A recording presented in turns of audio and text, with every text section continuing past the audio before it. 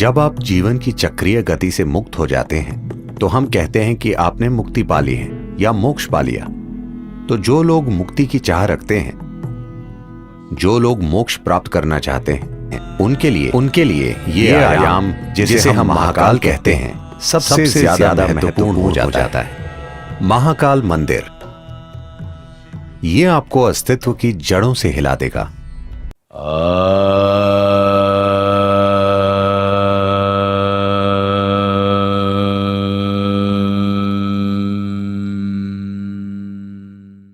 This is not about becoming superhuman.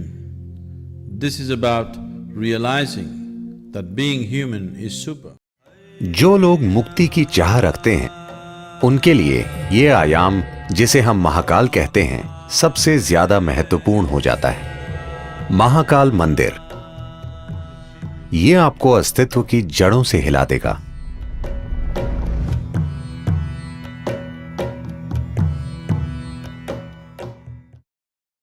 Shiv एक ऐसे देवता हैं जिन्हें नाम नहीं देना चाहिए,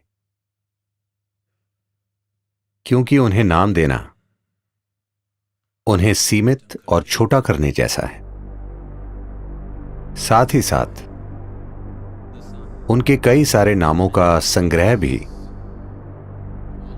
इस अवर्णीय रहस्य को प्रकट करता है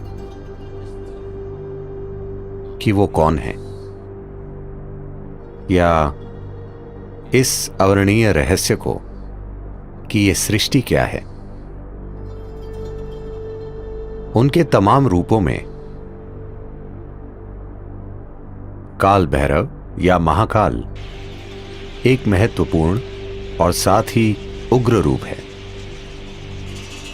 महाकाल के रूप में वो समय के स्वामी हैं। काल भैरव के रूप में वो समय के विनाशक हैं। Kala means time. काल का अर्थ है समय। समय का आपको जो अनुभव है वो बस अस्तित्व का चक्र में घूमना है।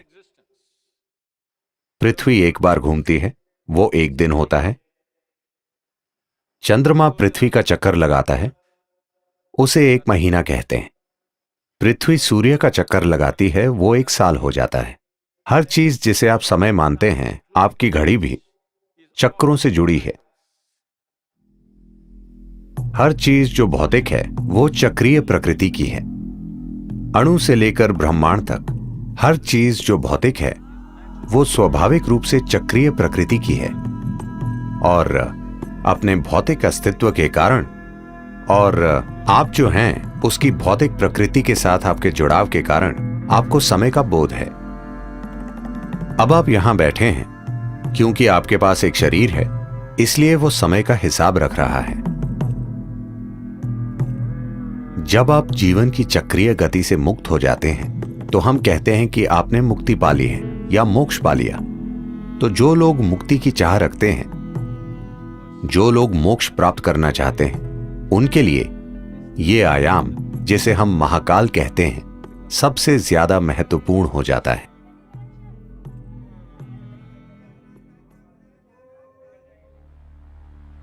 एक बार ऐसा हुआ, महान संत Shukracharya, Who was the guru for all the demons. जो दानवों के गुरु थे, उन्होंने शिव की भक्ति में घोर तपस्या की और शिव को प्रकट होना पड़ा। जब वे प्रकट हुए तो शुक्राचार्य ने अमर होने का वरदान मांगा।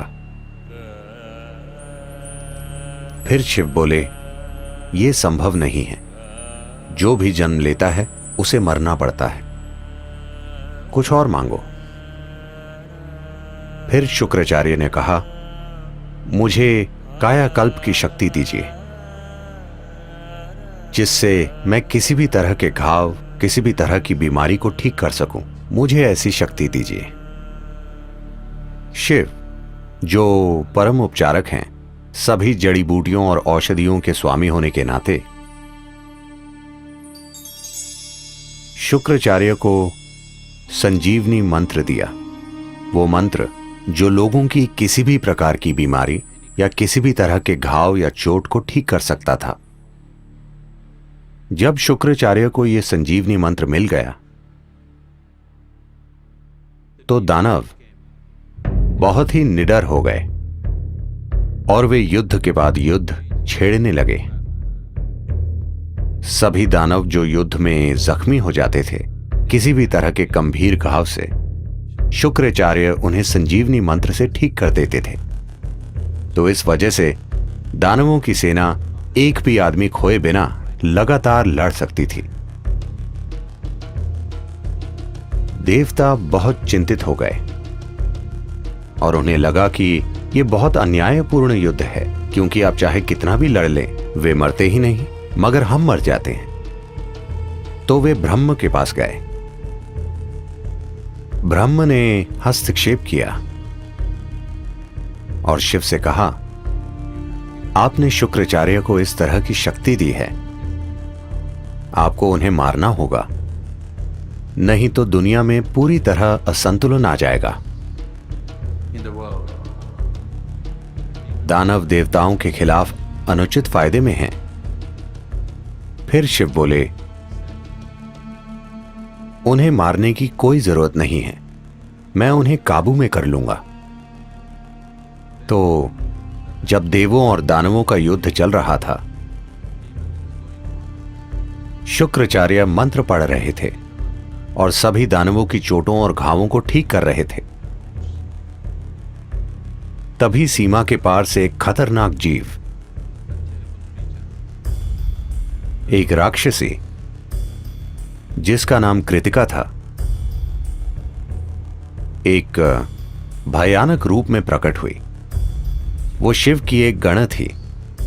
उसने आकर शुक्राचार्य को अपनी कोख में खींच लिया और वे वहां एक भ्रूण की तरह रहे और वे काबू में आ गए। फिर देवताओं और दानवों के बीच संतुलन कायम हो गया। अधिक उचित और न्यायपूर्ण युद्ध लड़े गए। फिर ब्रह्म बहुत हैरान हुए और उन्होंने सोचा, सिर्फ महाकाल ही ऐसा कर सकते हैं। इंसान को मारे बिना वो पूरी तरह उसके जीवन को काबू में कर सकते हैं। शुक्राचार्य कृतिका की कोख में ही रहे और संजीवनी मंत्र बेकार हो गया। या दूसरे शब्दों में, महाकाल ने शुक्राचार्य के लिए समय को रोक दिया जिससे वो आगे नहीं बढ़ सके।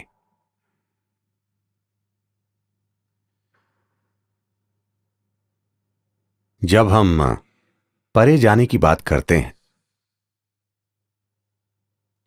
जब हम आध्यात्मिकता, योग की बात करते हैं, हम देखते हैं कि किस तरह समय और स्थान की सीमाओं से परे जा सकें, क्योंकि समय और स्थान अस्तित्व की भौतिकता से जुड़े हैं। एक बार आप आध्यात्मिक होने की चाह करते हैं, उसका यह अर्थ है कि आप भौतिक से अधिक कुछ होने की चाह कर रहे हैं। एक बार आप भौतिक से कुछ अधिक हो जाते हैं, उसका अर्थ है कि आप समय और स्थान की सीमाओं से परे जाना चाहते हैं।